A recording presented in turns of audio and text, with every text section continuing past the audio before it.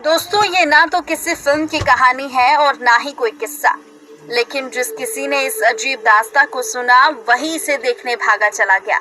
जहां मायावादी जमाने में आदमी ही आदमी का दुश्मन है, वहीं जानवरों और पशु पक्षियों में एक दूसरे के लिए स्नेह भरा हुआ है। दोस्तों, नाग और नागिन की इस प्रेम कहानी को जिसने भी अपनी आंखों से देखा तो विश्वास नहीं कर सका। हर एक इच्छाधारी नागिन के पास उसकी नागमणि जरूर होती है। जब स्वाति नक्षत्र की पहली बारिश होती है तो उसकी पहली बूंद अगर किसी सांप के मुंह में चली जाए तो सांप के मुंह में नागमणि उत्पन्न होती है। जब सांप नागमणि पा लेता है तो उसमें सारी शक्तियां आ जाती हैं। जो नागमणि होती है उसकी रोशनी बहुत तेज होती है और इसका प्रकाश कई किलोमीटर तक भी जाता है। एक इच्छाधारी नागिन अपनी नागमणि को हमेशा लोगों की नजरों से छुपा कर रखती है। जब कोई उससे उसकी नागमणि छीन लेता है तो नागिन का गुस्सा 7वें आसमान पर होता है। ऐसा ही वाक्य देखने को मिला यूपी के अलीगढ़ गांव में। बहुत समय पहले की बात है, जब अलीगढ़ गांव आज से कई साल पहले जंगलों से घिरा था। इसी गांव में रमेश और सुरेश नाम के दो व्यक्ति थे। दोनों के बीच काफी अच्छी दोस्ती थी और दिन के समय दोनों ही अपनी बकरियों को चराने के लिए जंगल में जाया करते थे। उसी जंगल में एक इच्छाधारी नागिन अपने नाग के साथ रहा करती थी और नागमणि की रखवाली किया करती थी। एक बार रमेश की बकरी घने जंगल में चली गई। रमेश ने सुरेश से कहा, तुम आज मेरी बाकी बकरियों को लेकर घर वापस चले जाओ। मैं अपनी इस बकरी को जंगल के अंदर से ढूंढकर वापस लाता हूँ। शायद वो जंगल में थोड़ा अंदर चली गई होंगी।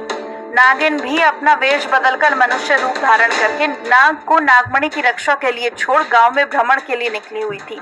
रमेश अपनी बकरियों को ढूंढते हुए उस जंगल में पहुंचा तो पेड़ के नीचे बिल में से उसे तेज रोशनी आते हुए दिखाई दी। उसे लगा कि कोई कीमती हीरा या फिर आभूषण उसके नीचे छुपा हुआ है। उसने उसी पेड़ की टहनी को तोड़ा और एक बड़ा सा डंडा बना लिया और उस बिल को जोर जोर से मारकर तोड़ने लगा। जब उस बिल को तोड़ते समय रमेश बहुत तेजी से डंडे से वार कर रहा था, जिसमें से 2 चोट बिल के अंदर मौजूद नाग पर लग गई। नाग ने उसी समय दम तोड़ दिया। जब रमेश ने मरे हुए नाग को देखा और उसके पास तेज चमकती हुई मणि को देखा तो वो समझ गया कि चमकती हुई चीज और कुछ नहीं बल्कि नागमणि है। उसने पहले तो नाग को डंडे से हिलाकर देखा और ये सुनिश्चित किया कि नाग मर गया है या फिर जिंदा है। फिर उसने इस बात को पक्का कर लिया कि नाग मर गया है तो उसने अपनी जेब से रुमाल निकालकर उसके अंदर नागमणि को रख लिया। वो भागता हुआ तेजी से घर को निकल गया और ये भी भूल गया कि वो जंगल में अपनी बकरियों को ढूंढने आया था। वो बकरियां अभी भी जंगल में ही रह गई। इधर जब नागिन अपने बिल में वापस लौटी और जैसे ही उसने नागमणि गायब पाई और अपने नाग को मरा हुआ देखा तो वो गुस्से से आग बबूला हो गई। उसने अपनी शक्तियों से नाग की आंखों में ये देख लिया कि उसका नाग का कातिल कौन है। रमेश ने अब बहुत बड़ी गलती कर दी थी। उसने नाग के मरे हुए शरीर को वहीं छोड़ दिया और अगर वो नाग के शरीर को उसी समय जला देता तो शायद नागिन को उसके बारे में कुछ पता नहीं चलता। उधर रमेश बहुत खुश था क्योंकि उसे दुनिया की सबसे बड़ी और शक्तिशाली चीज मिल चुकी थी, यानी नागमणि उसे मिल चुकी थी। जब घर पहुंचा तो उसने सबसे पहले नागमणि को हाथ में पकड़ी और इच्छा जाहिर की कि जो बकरी जंगल में खो गई है वो उसे वापस मिल जाए। दोस्तों, चमत्कार हुआ। अगले ही पल बकरी उसके दरवाजे के बाहर खड़ी थी। रमेश ये सब देखकर बहुत खुश हो गया। उसने नागमणि की सहायता से घर को ही बदल दिया। वो अपने गांव का सबसे अमीर इंसान बन चुका था, वो भी केवल और केवल नागमणि की मदद से। अपने नाग की हत्या का बदला लेने के लिए नागिन आग बबूला हो उठी, परंतु वो विवश थी क्योंकि रमेश के पास उसकी नागमणि जो थी वो तब तक रमेश को नुकसान नहीं पहुंचा सकती थी जब तक वो नागमणि उसके पास थी। कहते हैं इच्छाधारी नागिन बगैर नागमणि के कोई भी रूप धारण नहीं कर सकती। अपनी शक्ति का फायदा उठाकर नागिन ने एक सुंदर कन्या का रूप धारण किया। वहीं रमेश किसी काम से दूसरे गांव जा रहा था। इच्छाधारी नागिन ने सुंदर कन्या का रूप धारण कर उसके बीच रास्ते में बैठ गई और रोने लगी। जब रमेश ने देखा कि एक बहुत ही सुंदर स्त्री रो रही है तो वो तुरंत बैलगाड़ी से नीचे उतरा और कन्या से पूछने लगा कि आप रो क्यों रही हो। लड़की के वेश में नागिन ने कहा, मेरा नाम संतोष है और मैं अपने पति के साथ दूसरे गांव में रहती हूँ, परंतु कल वो एक स्त्री के साथ शादी करके आ गया। मुझे धक्के मारकर घर से निकाल दिया और मैं बेसहारा और लाचार हूँ। रमेश को उस स्त्री पर तरस आ गया और उसकी सुंदरता पर रमेश बहुत मोहित भी हो गया और उसे अपने घर ले गया। धीरे धीरे नागिन और रमेश के बीच दोस्ती शुरू हुई। दोस्ती इतनी गहरी हुई कि रमेश को पता ही नहीं चला कि कब वो उस स्त्री के प्यार में फंस चुका था। उस दिन रमेश और संतोष यानी वो नागिन दोनों घूमने के लिए गए। दोनों एक पत्थर पर बैठ गए। संतोष ने रमेश से पूछा, तुम्हारे गले में चमकती हुई चीज क्या है? तो रमेश बोला, अरे ये कुछ नहीं, साधारण सा आभूषण है। मुझे बहुत अच्छा लगता है इसलिए मैं गले में पहनता हूँ।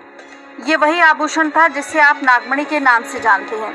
जब संतोष बोली कि क्या तुम मुझे ये आभूषण कुछ समय के लिए दे सकते हो, क्योंकि मुझे इसकी चमक बहुत भाती है। मैं इसे पहनकर देखना चाहती हूँ कि ये मेरे गले में कैसा लगता है। इस पर रमेश चिल्लाता हुआ बोला, नहीं, मैं ये तुम्हें नहीं दे सकता, इसके बदले तुम कुछ और मांग लो।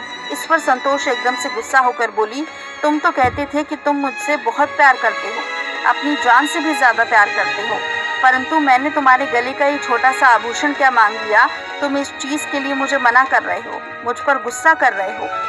रहने दो, मैं जानती हूँ तुम्हारे लिए क्या ज्यादा मायने रखता है। रमेश संतोष की बातों में आ गया। ना चाहते हुए भी आभूषण संतोष को दे दिया। जैसे ही वो नागमणि संतोष के हाथों में आई, संतोष का रूप एकदम बदल गया। केवल एक पल में ही वो सुंदर स्त्री से एक भयानक नागिन के रूप में परिवर्तित हो गई। उसका चेहरा बिल्कुल नाग सा हो गया।